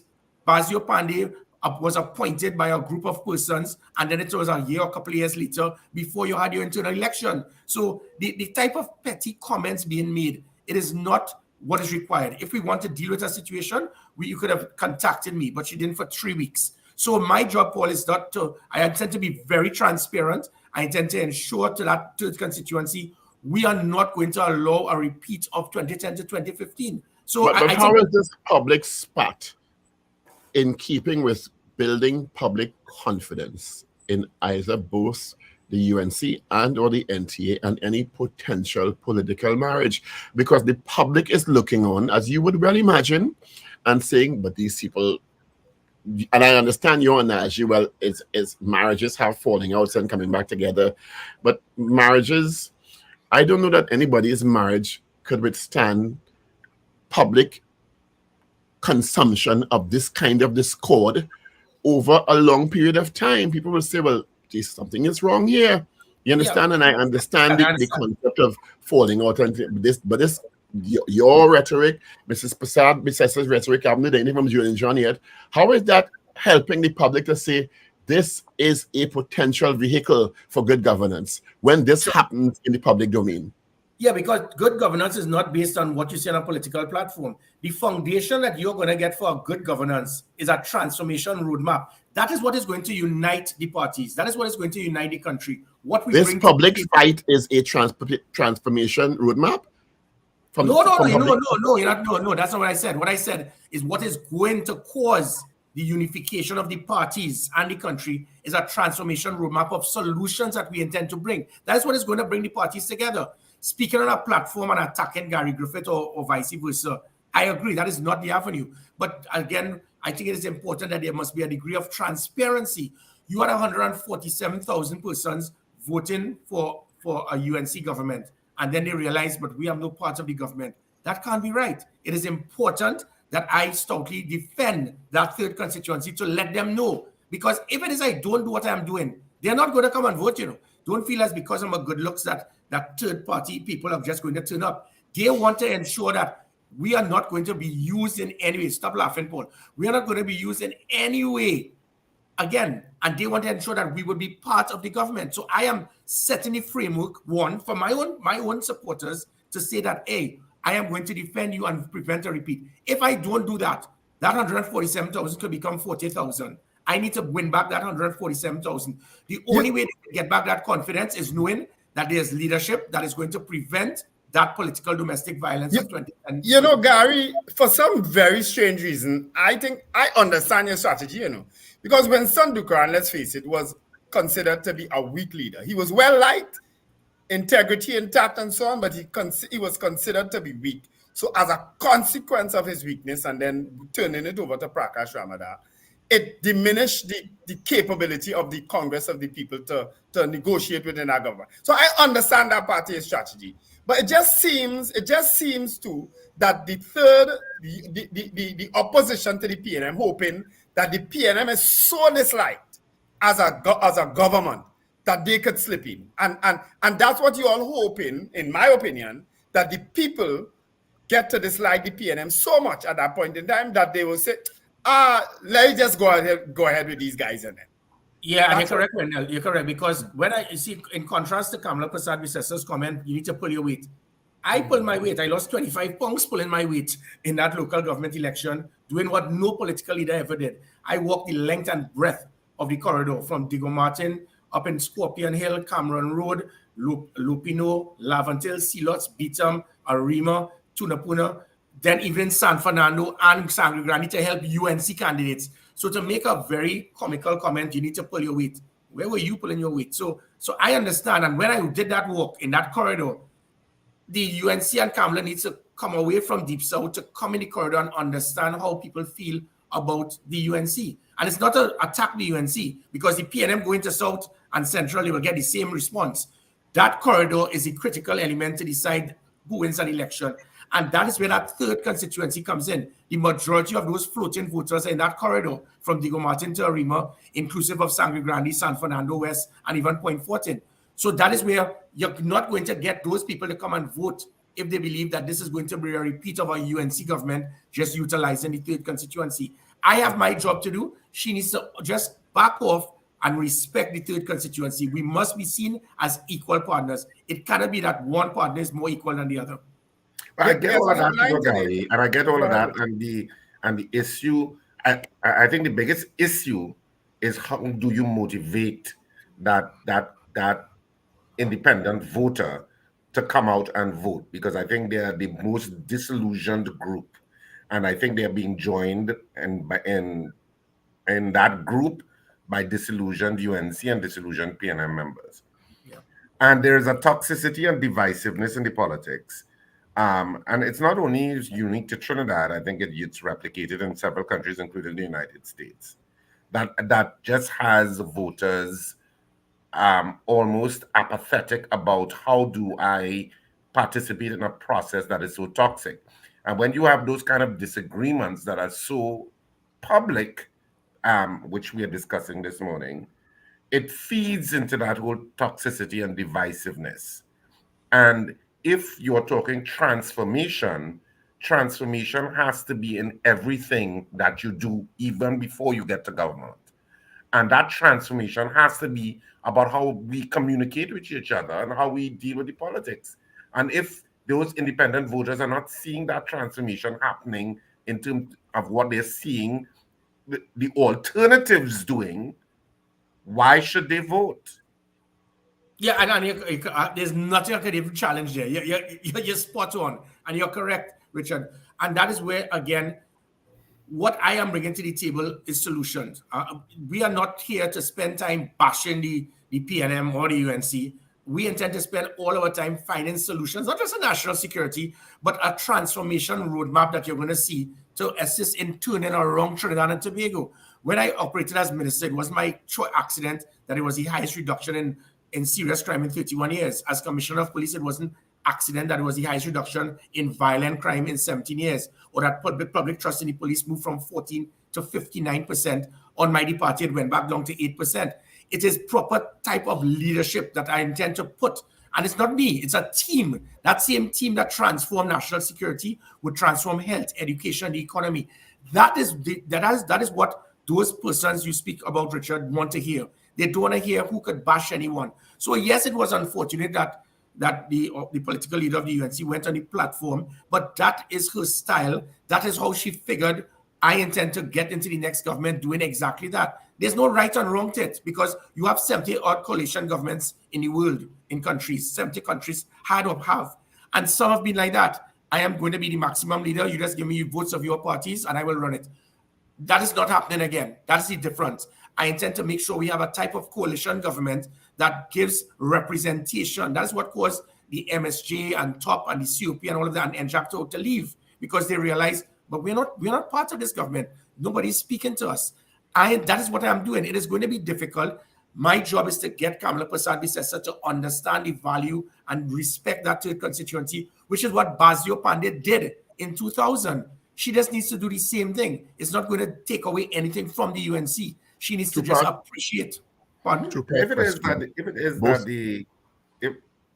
ahead, Paul. Two-part question on leadership. How much of this do you think these machinations, which to me, I'm very surprised at this part in the public domain, to be very honest, is about Mrs. Persad-Bissessar's consolidation of her own leadership within the UNC? Because there, from the mumblings on the street, there are some challenges around, and she's trying to consolidate her own leadership within the party, because you have to be strong inside the party before you can be strong outside the party in politics, as you well know.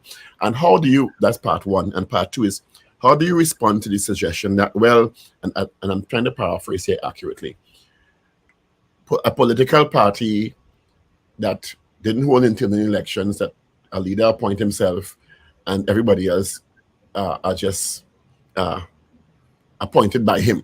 I think that's the first one. So the first one, the last one first. This is exactly how the UNC was formed. So anybody who criticizes that, how do you think UNC was formed? Basio Pandey named the Club 88, appointed himself as the political leader, and he appointed 5 deputy leaders. So Kamala Persad-Bissessar needs to do her homework to understand how the UNC was formed. That is how political parties are formed. You can't have an election on the formation of a party. So the UNC was formed the same way. So Kamala needs to do her homework before she makes stupid comments to try to attack other parties. as it pertains to your first point, Paul, that is exactly what is happening. When Kamala Persad-Bissessar speaks about Basio Pandey treating those like sheep, I wouldn't do that for you. The NTA, that knife and fork party, will come down on you and look down on you. People are speaking, referring to you all as kindergarten children. I will treat you all as big men because I love you. She is consolidating her base. She's trying to make sure, look, these people, the Pandey and the Gary and all these other MPs, they don't like you. You've got to stay with me and I will keep you till you'll keep your job. That is her right as a political leader. She wants to solidify her base so that she wouldn't be removed in her own party. That's fine. But do not use the NT as a scapegoat to come and try to diminish our involvement by trying to discredit us, to try to enhance your strength in your own party. Are there plans for the NTA to hold an election for leadership before the next general election? Is that part of your... Hopefully we would like to do that.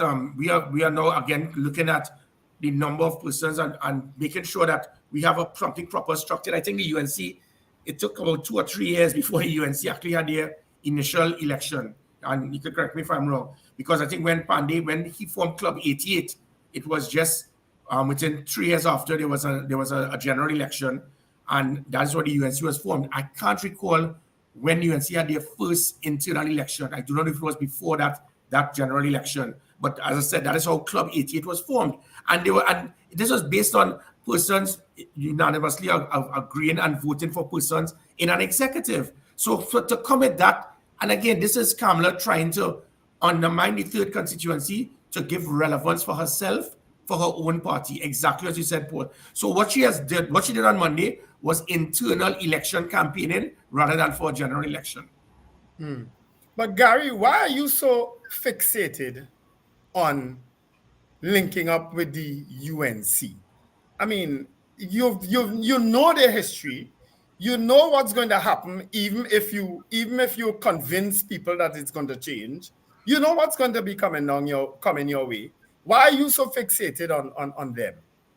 Easy. That's a very simple question. Why do you form a political party? You form a political party to win. That's it, to win.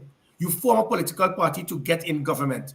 This concept of let us stay the path and let us be right and sing kumbaya, the reason you form a political party is because you feel that I have the character traits to serve the country. And the only way you can get in government as a third party is to form strategic alliances.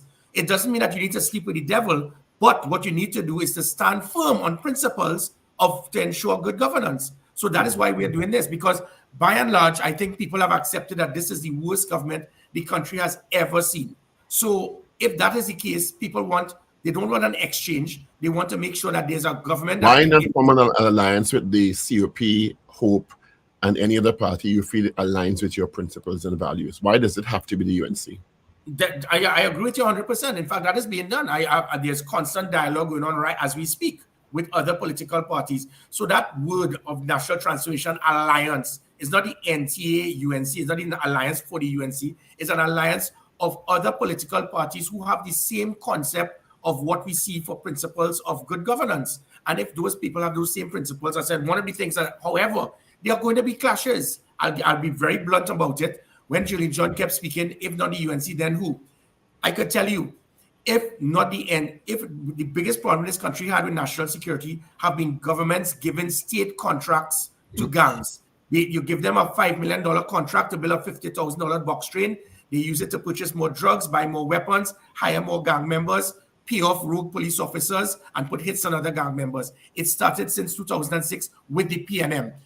Both governments have done this. The NTA stating that this is non-negotiable. I had clashes with my own government. You're aware of it. Whether it be live sport. Yeah. Gary, I want to debunk that start date you're giving there, because we had a UNC government prior that also engaged in activities like that. And I can call the gentleman's name who was linked to those things, but I won't. And you very well know. No, but all right, I take that back. But I was just trying to remember what the spike in crime took place when it is a prime minister turned gang members into community leaders in 2005, 2006. That is when you got, under Basio Pandey was less than 100. 5 years later, the murder rate went to over 500. It was because of that.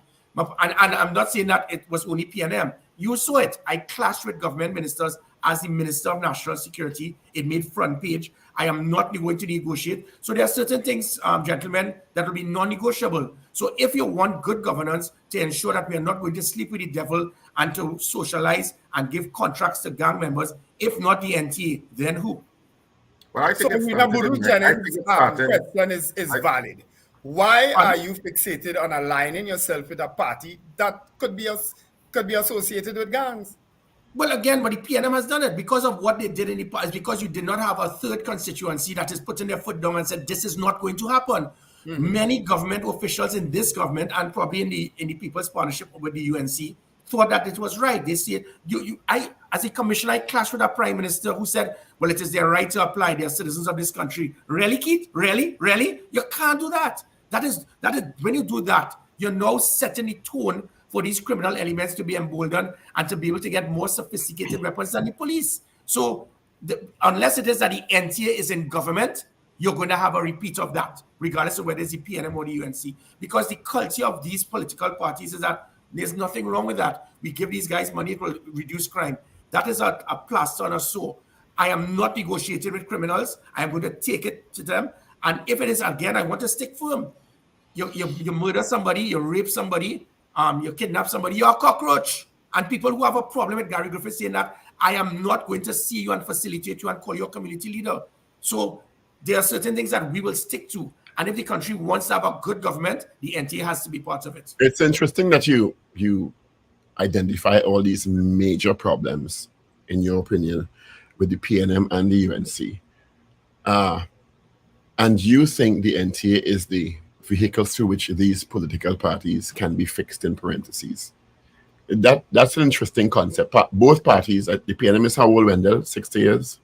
64, 65, something like 65 years old. The UNC is but 30-something years old. They just celebrated 20 or something. Is it 20 alone? 25. Anyway, 20 or 25.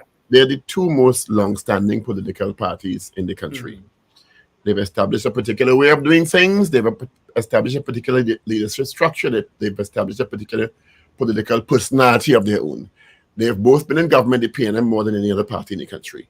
But you think that yourself and the NTA can change what you say are the major flaws in these parties? Why you think you can do that? Because, again, people don't have culture. Don't get me wrong, gentlemen. The PNM and the UNC have done so much for the development of Trinidad and Tobago. But people will always see the glass half empty. They will demonize both parties and see the worst of them because you might be on the other side of the fence. I don't. I have seen immense value of the PNM and the UNC. But my style of leadership is one, not to target and look at somebody because of the party card that they hold. So and that is where the NTA's concept of good governance is not based on the party card. The PNM is that. I could speak about at least 7 members of parliament who are upset about the actions of Keith Rowley removing me as commissioner. But they can't say a word because that is the PNM culture. We toe the line. They stand on principle of let the country burn. We're not going to cross our political leader. So be it. The UNC is one, again. A lot of people in the UNC are very concerned about the actions made by Kamala Persad-Bissessor and her comments. But my take is to try to unite Trinidad and Tobago.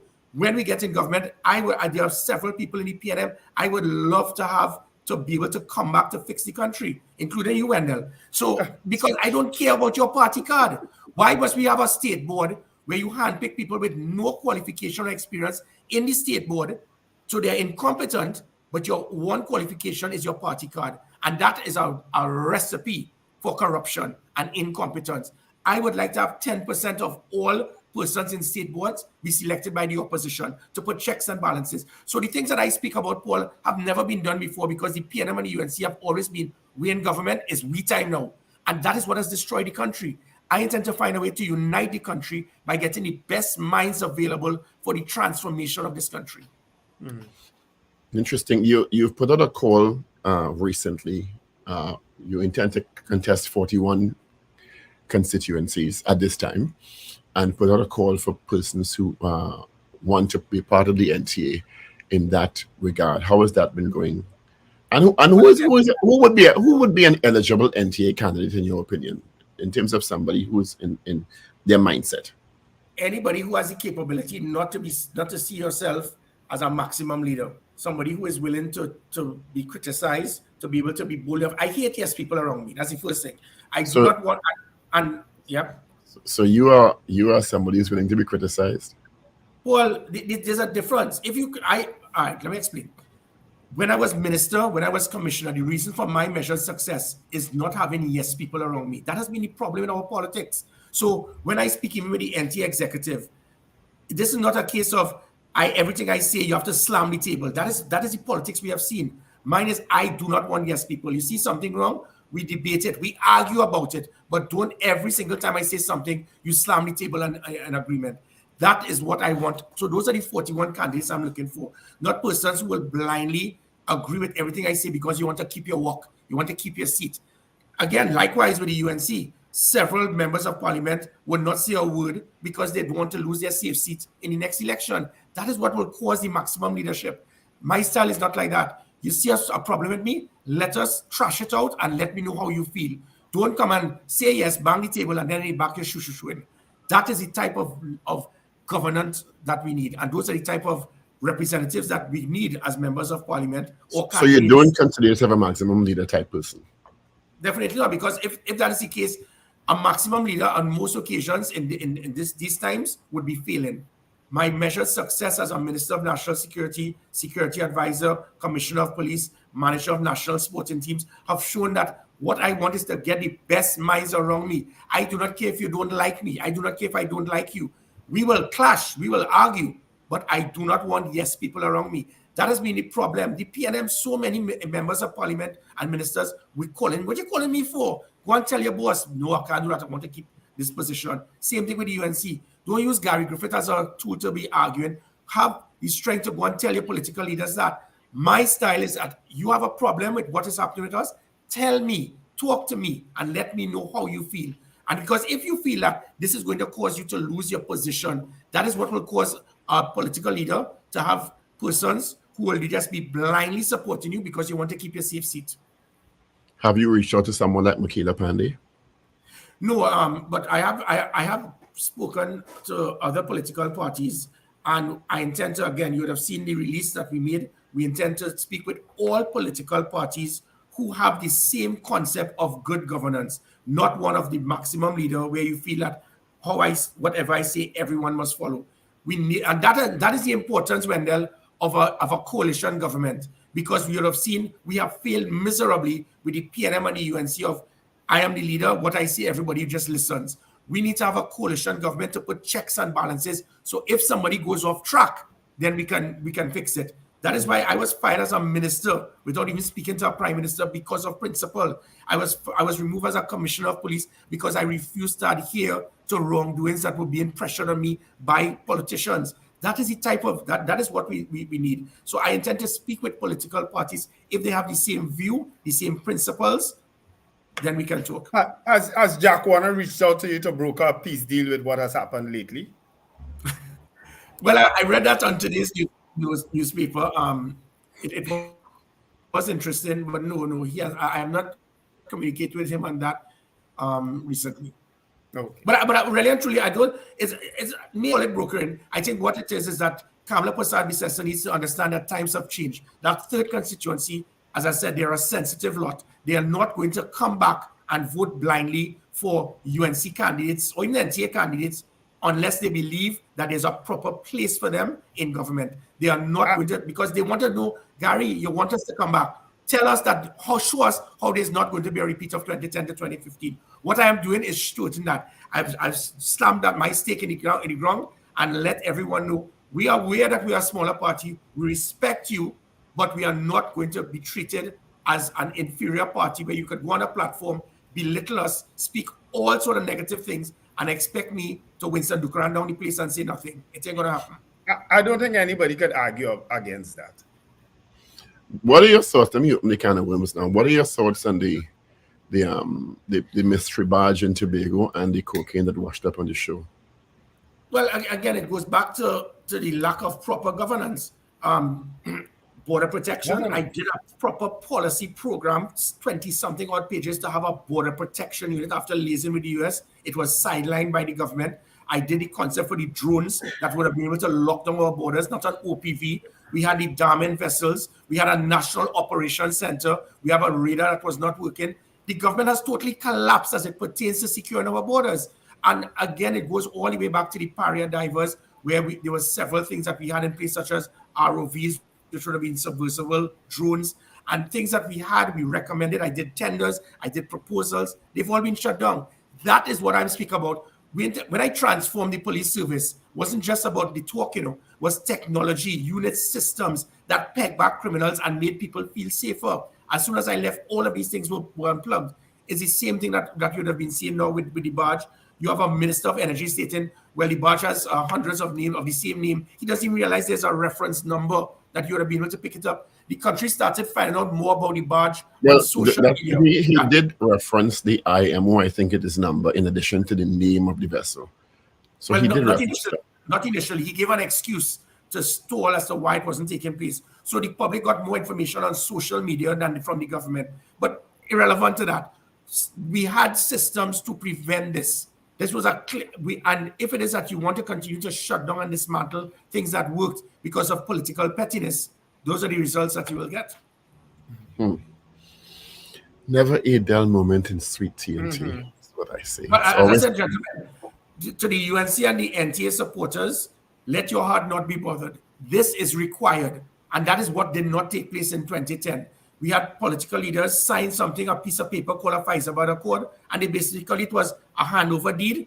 The COP now belongs to you. The MSJ, NJAC, top, it now belongs to you. It cannot happen. All we are stating is that to have a good government, we need to respect each other. You can't be going on a platform. How many people in your party? How you get there? Don't come with your hands swinging. Why? When you do that, it reminds the 147,000. Oops, she did it again.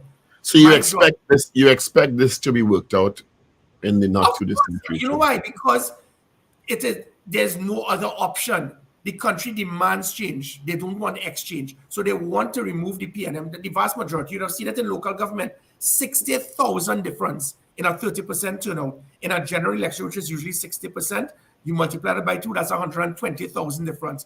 Guess what? That is the result of the difference in 2010 to the partnership to the PNM. So it's the same numbers, but they want to ensure that if we do this, are we going to get a repeat of 2010 to 2015? The Rishmis, the sunlight has killed COVID, all of these things will change if you have a proper governance structure so that one person wouldn't whisper in the ears of one person and they make a decision. I intend to ensure that I'm right there, as well as the other political leaders, so we have a proper representation to put checks and balances and to use a transformation map to ensure Trinidad and Tobago is going to get the best government the country has ever seen, inclusive of the UNC. I leave this question last on purpose because I know we only have about 30 Let me seconds. answer this question So you can't get us in too much trouble. Have you reached out to Philip Alexander? Oh, the one thing, that man spends more time speaking about the things that he has achieved based on what other people did. So, I mean, for a man, the man has resigned 7 times. He's a boomerang kid. He continues, he spends time attacking everybody else other than looking in the mirror. So, Philip, remember, he had resigned, I think, about 20-something times now. So, there's nothing to speak to him about because he's no longer a member of our party. I think the last thing he said, he's waiting on 350,000 people to vote. So, I think right now he has 349,983 left for him to come back into politics. Gary, do you believe a change? Do you believe a change in the leadership of the UNC will make a difference in the upcoming election? You see, and that is not my business. I would be fast and out of place to tell the UNC what they should do. What I would ask the UNC to do is to ensure that their leader, instead of attacking third parties and trying to look down on them, try to respect them, try to do what Basdio Pandey did. Embrace, have the humility, have the charisma to show that there's a place for you. Not just to stain your finger and then you make the decision, but to say that I understand that you are just as equal as the UNC member. And that is what is required. So it is not my job to tell the UNC who they should have as leader. I will ask them that their leader should have some degree of respect for that third constituency. All right. Harry, thanks for being with us this morning. Take care, gentlemen. Yeah, take care. All right, guys. February 29th is coming to, we only one third through the day. So folks, have a wonderful day. Let go and let God. I'm happy that I joined you all this today's morning. day to make boys. Just make boys Yeah? today. So go and get busy. Sorry? Today's the day to make boys according to folklore. Oh God, I have boys already. You all have a great day. Be safe. I have men actually, not boys. Have a wonderful day and be safe, everyone. Yeah, so just reminding you, of course, the theater is on this weekend. Love is a Walk premieres at Queen's Hall on Saturday at 8:30, the very first performance ever of this play. Love is a Walk is on Saturday at 8:30 and Sunday at 6:30. Tickets are available at Queen's Hall. Tickets are already selling at Queen's Hall, I know, and at all outlets. Of course, the Queen's Hall box office opens from 11 a.m. to 6 p.m. daily. And of course, you can get tickets at all the other outlets. You can check RSRR Productions theater page on Facebook and Instagram for further information, including how to pay online.